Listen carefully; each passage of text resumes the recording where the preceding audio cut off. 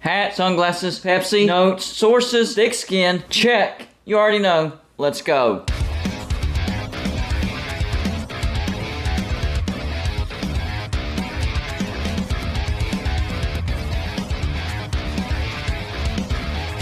Welcome to Golden Blue today, everybody. This is a college football channel. So if you like college football, hit the like and subscribe button. It's that simple. Also, send gear to represent your team and be a part of my background forever. All you have to do is send it to P.O. Box 360, Liberty, South Carolina 29657. You know, I've never done a video on my YouTube channel where I was actually legitimately mad. And yes, I've made the clown videos where I was the Mountaineer Clown, aka the Clowntaineer. I've made videos where I was frustrated and upset and complained and vented and all that stuff. But I've never made a video where I was actually mad. Well, there's a first time for everything because today I am angry. I am not happy at all with West Virginia football. This year has been a total disaster. And on top of that, I have been made out to look like a complete fool for backing up Neal Brown. I look like an idiot. I look like the stupidest YouTuber out here because I backed Neal Brown before the season. So yes, I am mad about West Virginia football. This is the real deal, people. This has been a fiasco. This has been a fiasco. Terrible. West Virginia is poverty right now. We absolutely suck. Under Neal Brown, the 4 years have looked like this. 2019, 5-7. Sure, that's a rebuilding year. Gave him a pass. 2020, much improvement, 6-4. Great defense. Shane Lyons gives him an extension based on 6-4.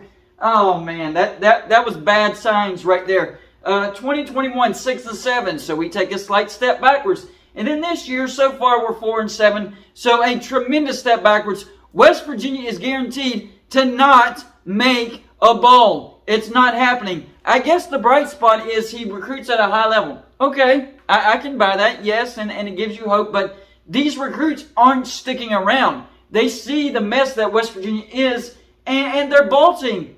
West Virginia players are entering the transfer portal left and right. And yes, I did a video on this yesterday. You know, Charles Woods has announced that he's leaving. He's entering the transfer portal. And the thing that he put on Twitter was weird, to say the least. He said, "My teammates, my brothers, I wish I was allowed what? To finish the season with y'all, but unfortunately some things are out of my control." What does that even mean? You're not allowed? I don't know. I guess things will come out in the coming weeks.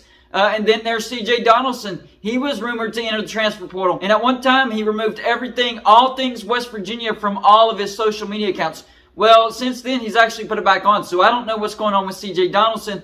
And then, of course, Mumu Bin Wanhad, he has entered the transfer portal as well. And I thought he was the future of the West Virginia defense. And I'm hearing that there's going to be much more names that will be entered into the transfer portal after the season. And I was told this. Check this out. I'm not going to mention names because I'm not trying to get anybody in trouble or he said, she said, all this other stuff. But I was literally told that people close to C.J. Donaldson said the more that people like myself, you know, the social media platform, the more we talk about C.J. Donaldson possibly entering the transfer portal, the more likely it's going to happen? What? So if I hear something like that, I'm not allowed to talk about it or I'm going to make it happen?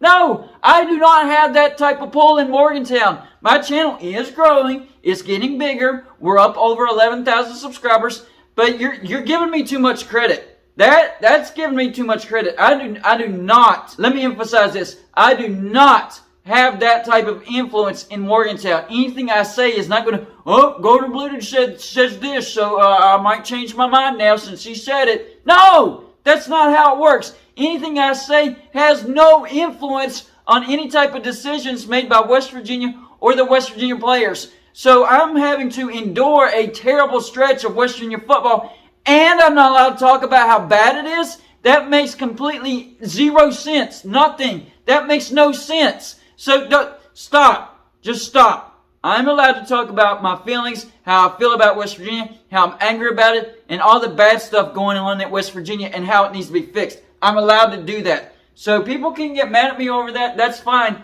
But I'm just telling you, right now, I am not a happy West Virginia fan. Not at all. This season has been an utter fiasco. And you know what? In the preseason, I thought West Virginia made a lot of good decisions, especially with the offense, because, you know, our defense was carrying this team for the past 2 years. We saw a slight decline last year, but it was in the 40s or 50s as far as scoring defense, and that was good enough to keep us in games that we had no business, being in. So I thought the defense was going to be fine, and we made good decisions for the offense. We brought in Graham Harrell, who is a good offensive coordinator in my opinion. Maybe not elite, but good. And we can see it in the offensive numbers this year, how much better it's gotten. And, of course, he attracted JT Daniels. And JT Daniels was an elite quarterback when he got to West Virginia. So, yes, I thought West Virginia made the necessary decisions to take a massive step forward this year. And our offense did look good to start the year. But the pressure of the offense, the defense sucking, not being a good football team has gotten to the offense as well. It started with the defense, and now it's spreading to the offense.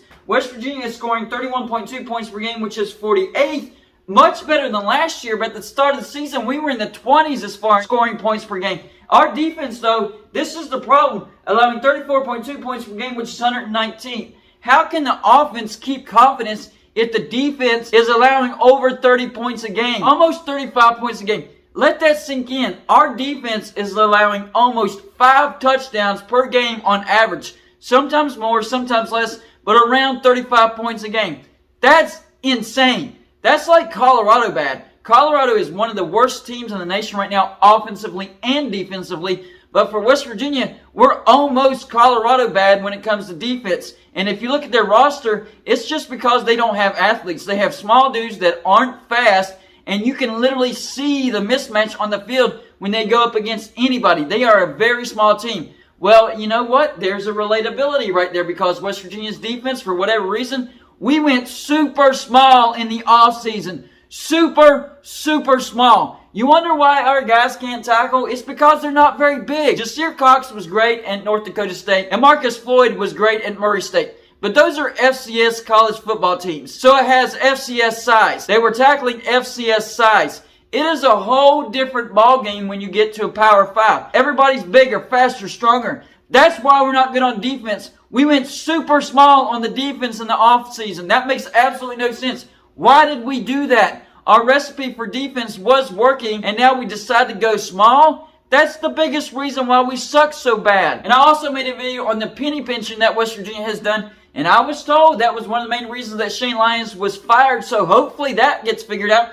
Because think about it, it makes no sense that a school like a Kentucky or Cincinnati or a UCF or a Liberty, and the list goes on and on and on, why they're able to pay their coaches, their coaching staff more than West Virginia. That makes no sense. And I made a video about Rich Rod and why he left. He wanted a raise for himself and his assistants, not comparable to Michigan, not comparable to Texas, not comparable to Alabama, but just a raise to keep everybody happy because he knew West Virginia had the money to fit that particular raise. And West Virginia said no. Off went Rich Rod, and West Virginia has never been the same since. And it's because we don't spend money on our coaching staff. I'm sorry, West Virginia, but we're a Power 5 program. So if we want to have Power 5 success, we have to have a Power 5 coaching staff. But in order to do that, you have to spend Power 5 money. Stop the stupid penny pinching. It's not working. A lot of West Virginia fans do not like the voice of Motown, Brad Smith. And I was among that group. I was. Brad Smith knows this. We talked about it. I did not like him at all. But then I figured out, he just points out the truth and people don't like it, even when it's negative. And that's what I've started to do. The truth is the truth. Whether it's positive or whether it's negative, the truth is the truth. And he posted something on Twitter that said, "You've been warned about this for 3 years. I told you exactly what was happening and where #WU was headed. Now that we've arrived at rock bottom, are you finally willing to listen?" I know it was an "I told you so" tweet and kind of rubbed people the wrong way, and he was hit with just a lot of negativity like, "Oh, you haven't done nothing. How many games have you went to? Blah, blah, blah, blah, trying to exalt yourself." No, he's just trying to tell you, I told you so, and he did tell us so, but people don't like him so much that they would rather take the side of what's going on at West Virginia than Brad Smith. They're letting their emotions guide their thinking. You have to put your emotions off to the side and look at what's best for West Virginia. Brad Smith was right. Whether you like Brad Smith or not,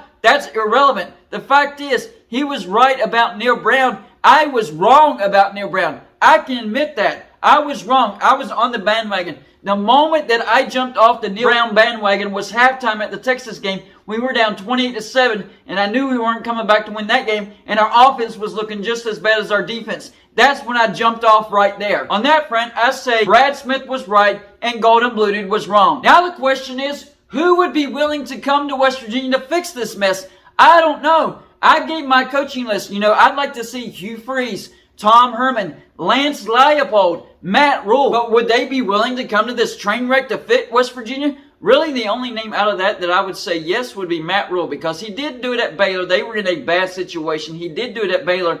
Maybe Matt Rule could be the answer for West Virginia. What about Rich Rod? Rich Rod knows what he did. I don't like how he left, but the reason why he left, I understand. He understood that West Virginia had the money to give them a raise to keep everybody happy, and West Virginia said no. And West Virginia has been doing the same thing over and over and over, trying to get by with Group of 5 pay when we're in a Power 5 conference. You can't have success in a Power 5 conference if you're spending Group of 5 money. West Virginia has to start spending Power 5 money if we want to start having Power 5 success. And I know, West Virginia is not a great fit for the Big 12. I've made plenty of videos about that as well, hoping that West Virginia could go to the ACC. Well, it seems like West Virginia has signed the new grant of rights for the Big 12, so we're stuck in the Big 12. Now our only hope is that the ACC somehow falls apart, and that the Big 12 can get some teams out of the ACC. That way West Virginia can play like a Pitt, Virginia Tech, Syracuse, Louisville, maybe a Boston College or Miami year after year after year, because that's our only hope right now, because we do not fit in the Big 12. Oh, but they got Cincinnati, UCF, BYU, and Houston. Yeah, really the only team that kind of helps us with travels is Cincinnati. Other than that, didn't really help. So our only hope as far as relieving our travel issues is to somehow raid the ACC. Right now, I don't know if that's going to happen or not. I've heard that the likelihood is pretty good, but I'll believe it when I see it. That's where I'm at. I don't even think the conference that we're in is a good fit for West Virginia. And before you Big 12 members, your fellow Big 12 members say, oh, you're not grateful. I am grateful. Very, very grateful. Do not get me wrong. I'm just saying West Virginia does not fit in the Big 12. We haven't since day one. Facts are facts. We haven't fit in the Big 12 since day one. It is what it is. So it's just like all this stuff piles up and adds up, and it's layer after layer after layer after layer. Is there any hope? Can we dig ourselves out of this? I don't know. But if we don't change things, the answer is no. If you're in a ditch, if you have a big problem, and you keep doing the same thing over and over and over, you're not going to get yourself out of that ditch or fix the problem unless you change things. West Virginia has got to change things. Number one, the coaching staff, they need a clean house. Clean house. Maybe keep Graham Harrell as an offensive coordinator. I was satisfied with his offensive coordinator abilities, so I'm okay with him. But everybody else, you got to go. It's time to clean house. Then the next step is spend Power 5 money. Go out and get a good name that is attainable. And I do think that Matt Rule is attainable, but you got to pay him Power 5 money if you want to go get him and keep him. We cannot keep penny pinching if we want to have success. That is the bottom line. This is not the 1970s, 80s, or 90s anymore. This is 2022. NIL is in full effect. Conference realignment is rampant. You're going to have to spend some money. So no, as a West Virginia fan, I am not satisfied in year 4 of Neal Brown being 4-7, ninth in the Big 12, above a team that beat us in Iowa State. We're 2-6 in the Big 12. No, I am not satisfied about it, and I'm going to speak my mind. So y'all have it in the comment section. Do you think there's any hope for West Virginia? How long do you think it would take West Virginia to get out of the current situation that we're in? And do you think Matt Rule could be the answer as far as getting West Virginia out of this ridiculous situation that we're in? That's all I got for this show. Like and subscribe if you haven't already, and I'll see you on my next show.